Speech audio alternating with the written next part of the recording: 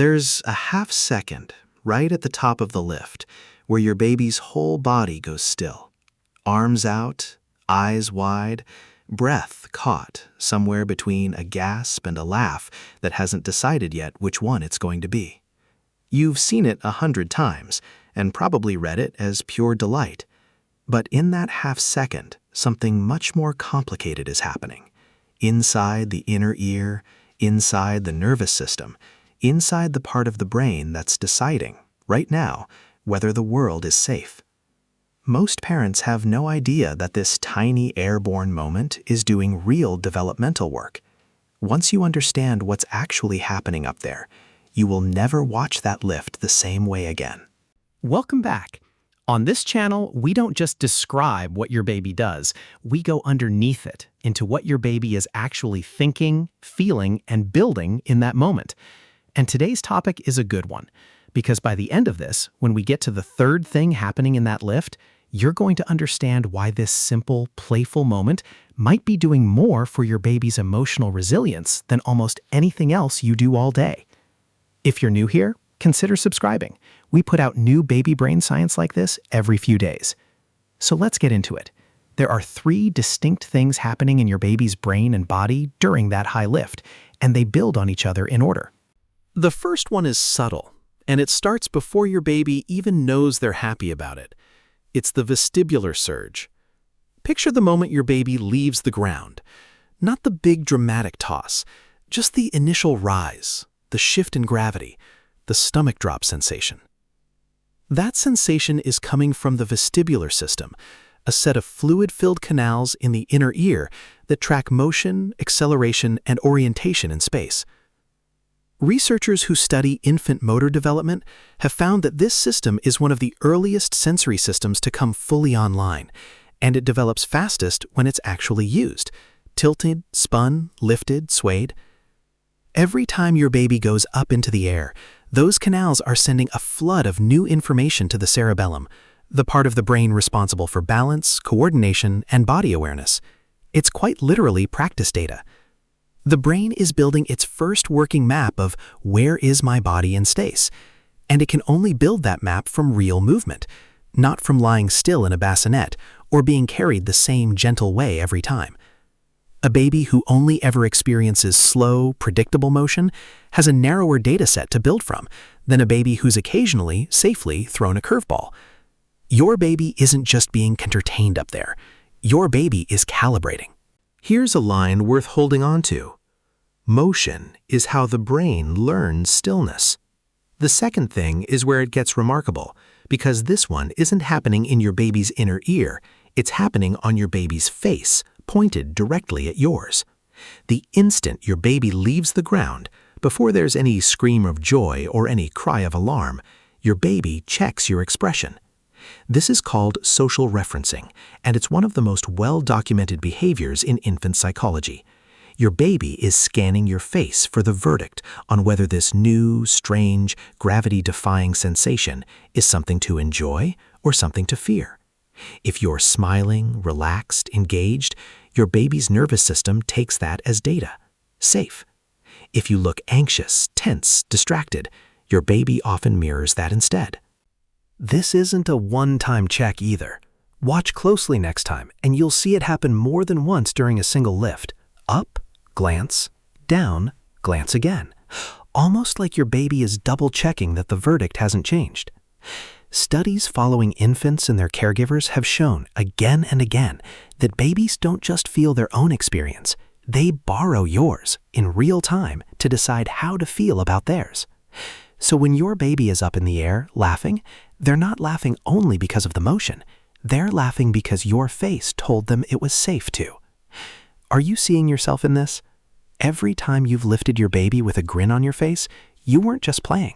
You were narrating the world as trustworthy. If this is landing for you, if you're recognizing your own baby in this, take a second to like or subscribe. We put out research-backed videos like this every few days, and it genuinely helps more parents find this kind of thing.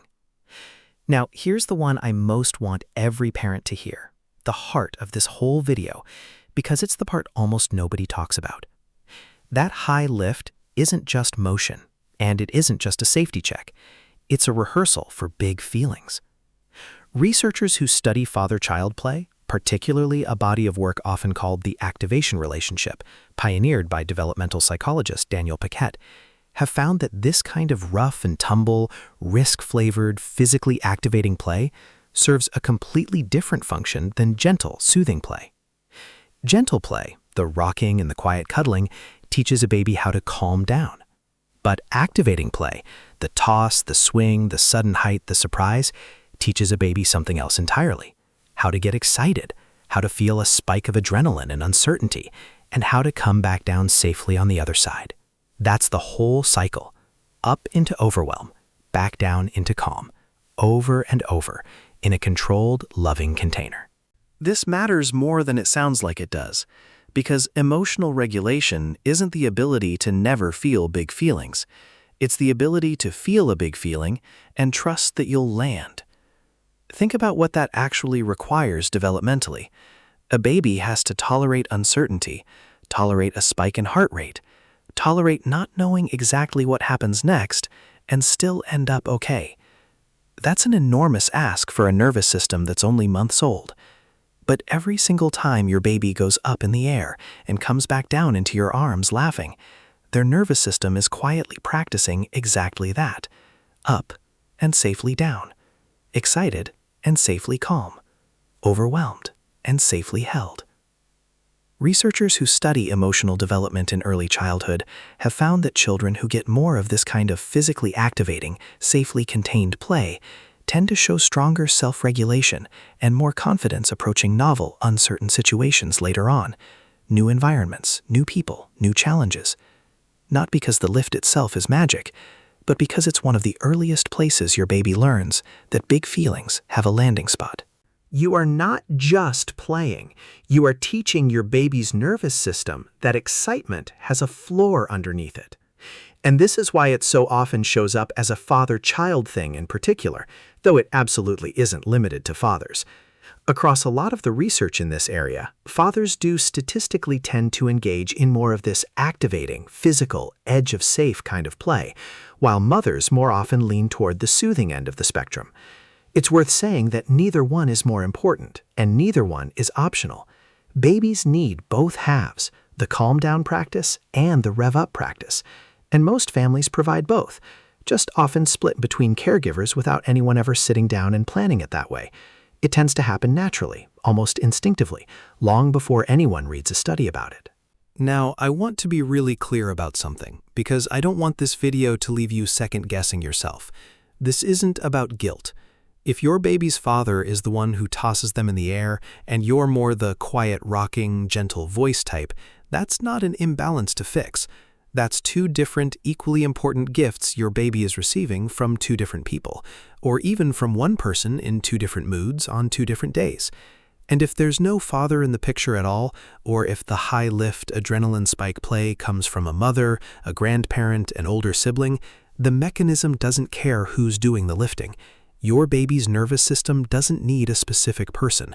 It needs the pattern: up, held, safe, down. You are already doing more than you realize just by playing the way you naturally play. So the next time your baby goes up into the air and that half second of stillness hits, the wide eyes, the caught breath, you'll know what's actually happening.